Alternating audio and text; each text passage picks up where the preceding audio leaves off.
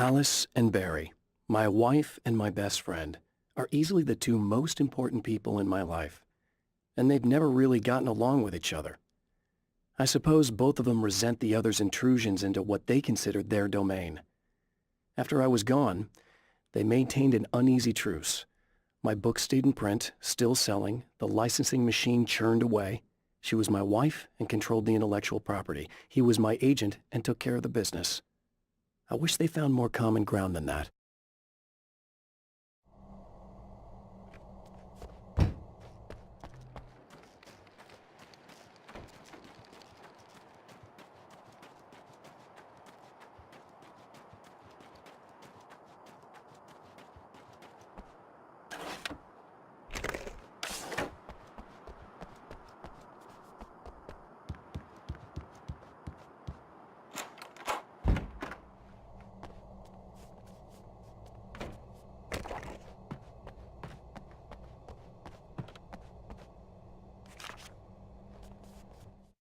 My own face peered back at me from the TV screen.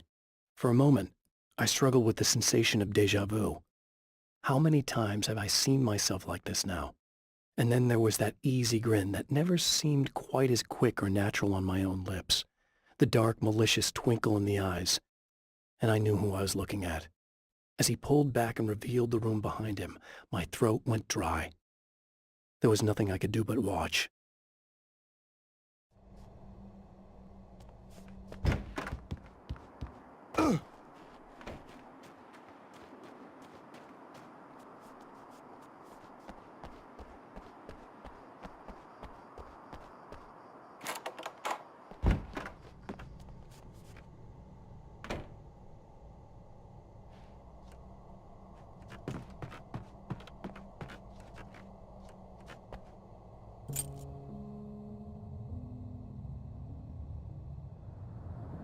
It's said that nobody knows what the future might bring, but for this man, it's no longer entirely true. A weaker man might simply give up, but the champion of light is an expert on destiny. Sometimes the puppet and puppeteer can be one and the same.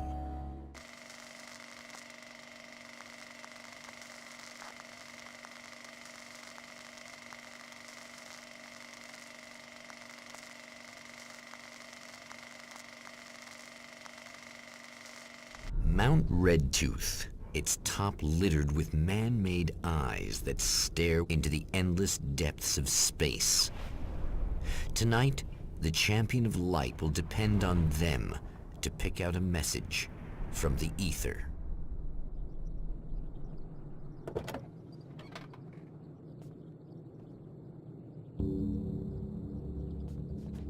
As history repeats itself, the man remembers the patterns. He knows that he needs the missing part for the telescope. I'd better find Dr. Meadows' car. That's where the camera should be.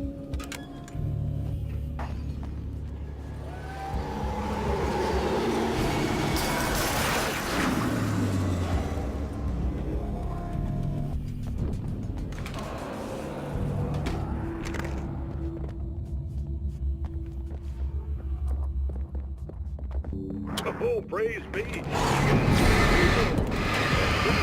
Started blinking on my board here. That means they're...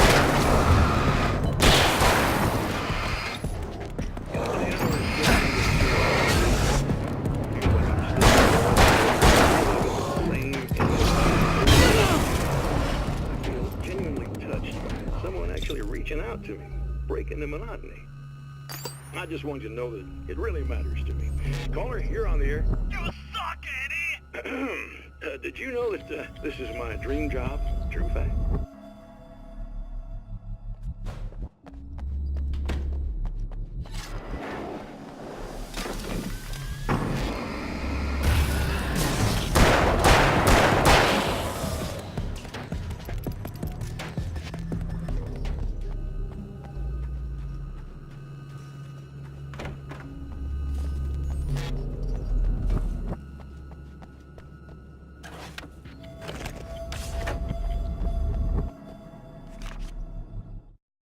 When Dr. Rachel Meadows got the call from Michael, telling her to hurry to the observatory. She didn't waste any time. It had been a nice party. She'd had a good time, but her social life would always play second fiddle to the mysteries of space. Michael never showed up, of course. He pulled over at the wrong rest stop. She never even thought about him at the time. The phenomenon in the sky above her was too fascinating.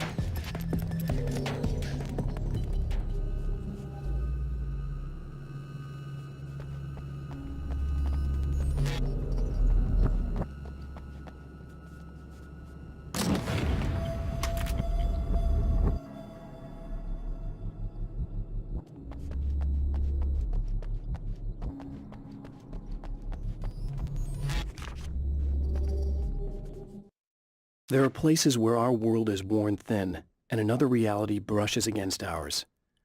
One such site is Cauldron Lake near Bright Falls, Washington. But there are others.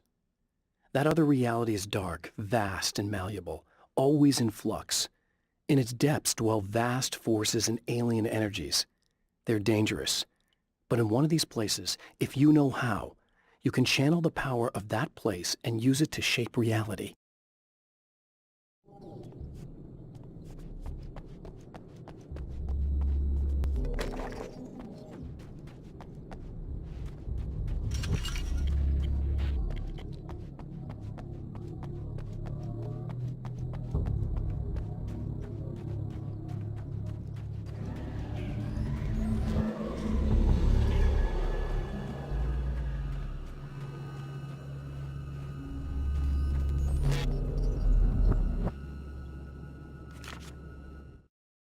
The darkness rose from the depths of Cauldron Lake and took Alice. It needed words. It needed me to write its way into our world. She was leverage, a hostage. I complied, but with a twist. I put in a loophole that gave me a chance to fight back. I was hunted by shadowy enemies, but I faced the darkness. I fought it with light. I drove it back. I saved Alice, but it came with a cost. I was trapped in the dark place below Cauldron Lake.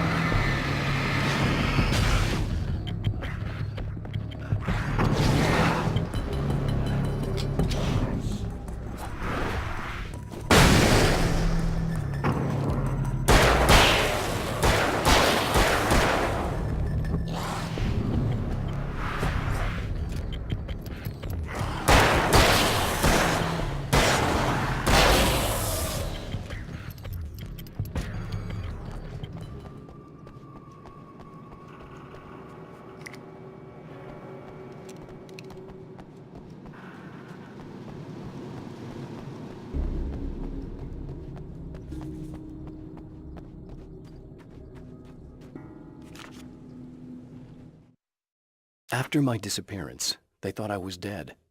I might as well have been. I know it's been 2 years. I know Alice has moved on. I've tried to find a way back to her, back to my life, but escaping the dark place is almost impossible. Time does strange things here, but dreams and radio signals can pierce the veil between the worlds. I catch glimpses and echoes of the world. Sometimes I send messages out.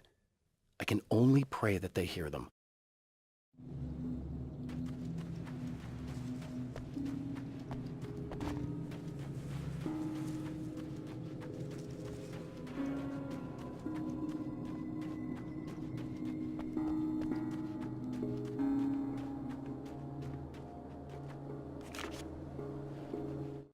The Taken may well be the tool the darkness favors over any other. At some point, they used to be human, but whatever humanity they once had is long gone. Now they're just shells covered and filled by darkness. The Taken Mr. throws at me are more grotesque and varied than the ones I first encountered in Bright Falls. But I know how to deal with them. I'd be lying if I said they don't frighten me. But I've survived worse. I can't let them stop me.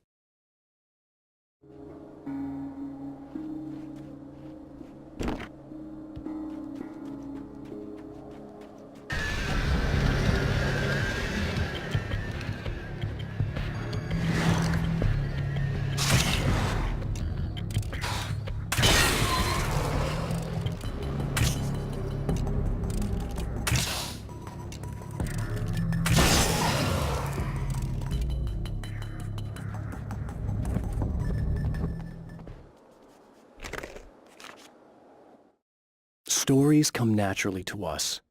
We can't help it. There are many different worlds, many competing realities within our heads, fueled by books, television, even barely remembered childhood tales. There's an endless supply of fictional concepts more familiar to us than anything or anyone real. We have a far greater connection to the fictional characters we know and love than the random people we pass on the street. Our destinies and inspirations are shaped by lies, myths, and fables.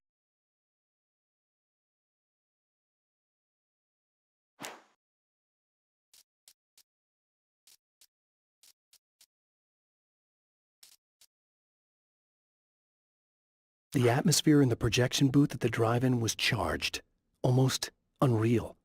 Despite that, the air felt cool and refreshing this late at night. It'd been a hot day. The summer was nearing its end, but it wasn't over yet.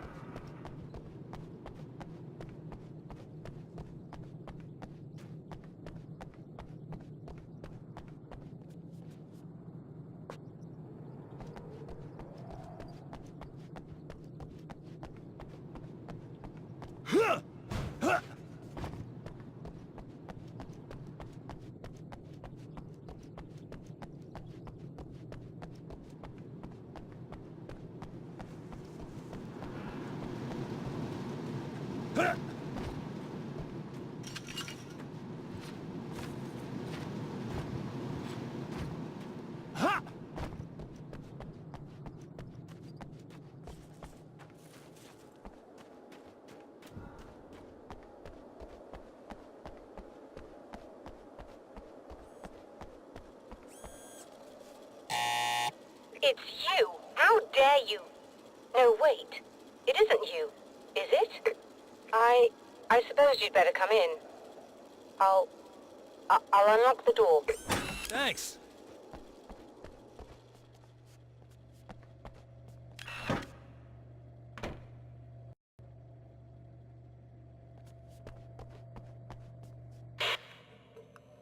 I know what you're thinking. Evil twin, supernatural powers. But most of the time, I just like to keep things basic. I want you to understand that.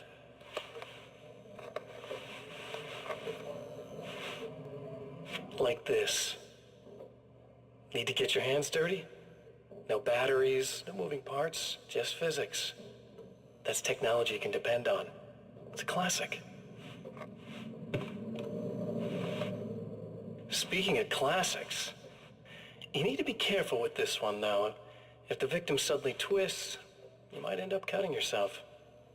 It's not really a workhorse, but I'm a sucker for this style. Now this is more like it. You've got slip-resistant grip. Believe me, you really want that traction once you're wrist deep in somebody. The blade's stiff enough so it won't open by accident in your pocket, but it's still really easy to open with just one hand. Now that's a big thing for me. I know what you're thinking. It's too big, too heavy. But sometimes you just need the extra oomph. If you're talking intimidation, this is gonna do the job. Also great for dismemberings and whatnot. You know, the messy jobs. I can't tell you how many things I've MacGyvered with this stuff.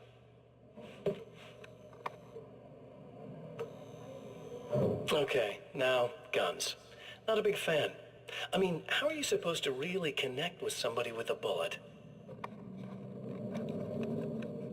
I want you to understand that. I take pride in what I do. We can't both be worthless hacks, can we?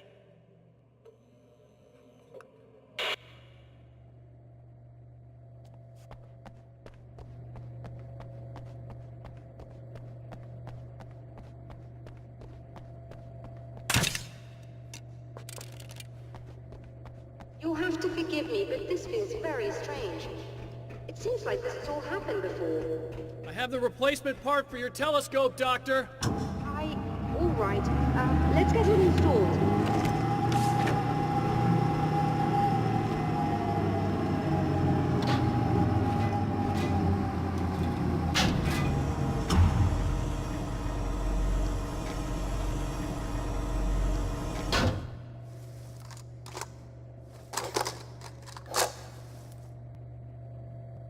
I think we can give this a go, although I have this strange feeling that something will Don't go start wrong. it up yet. There's a problem with the coolant system. Yes, that's right. I remember. All right, let me think. If they're sabotaging it, they'll be at the primary coolant pipe outside. If you can secure it, she'll be ready to pick up the signal. That is why you're here, isn't it? Yes, it is. I'll take care of it. Before you go, if you have the time, I'd appreciate if you came up here and explained a few things. All of this is very strange to me.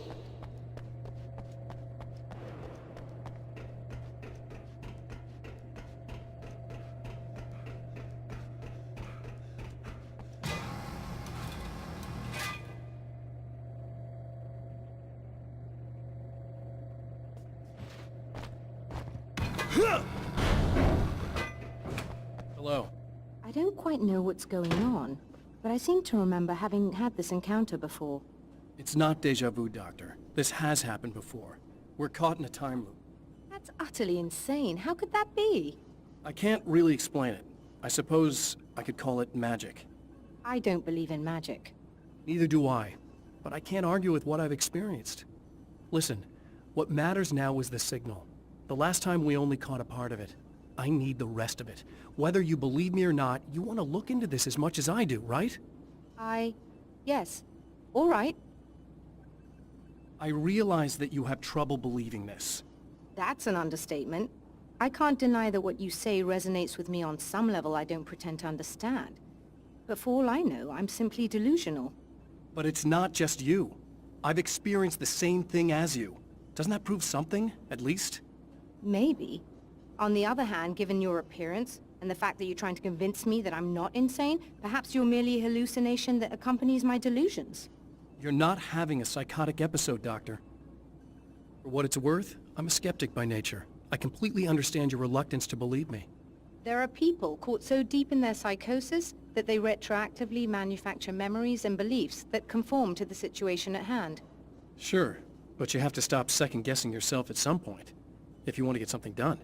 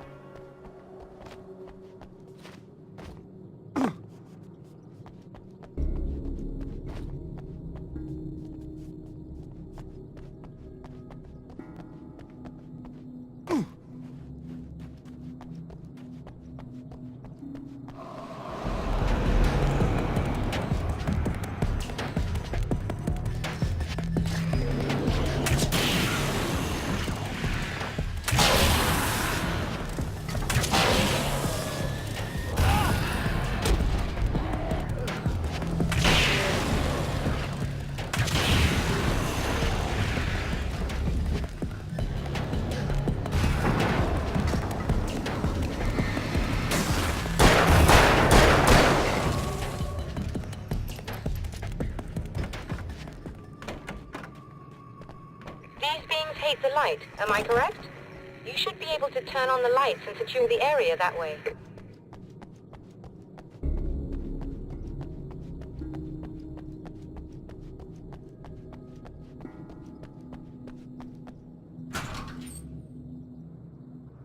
Doctor, can you hear me?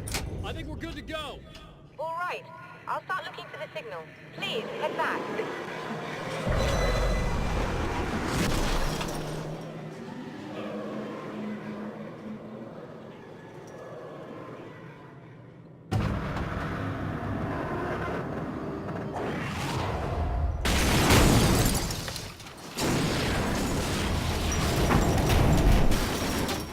I guess they didn't like that.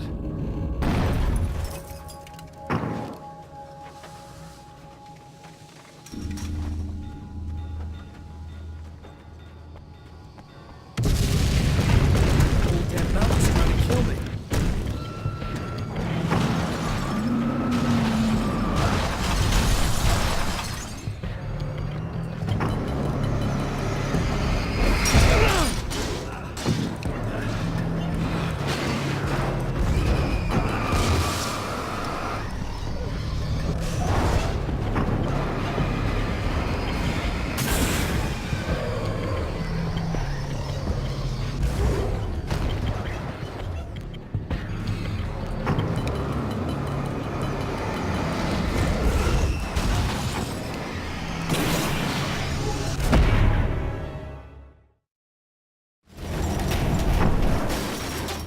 I guess they didn't like that.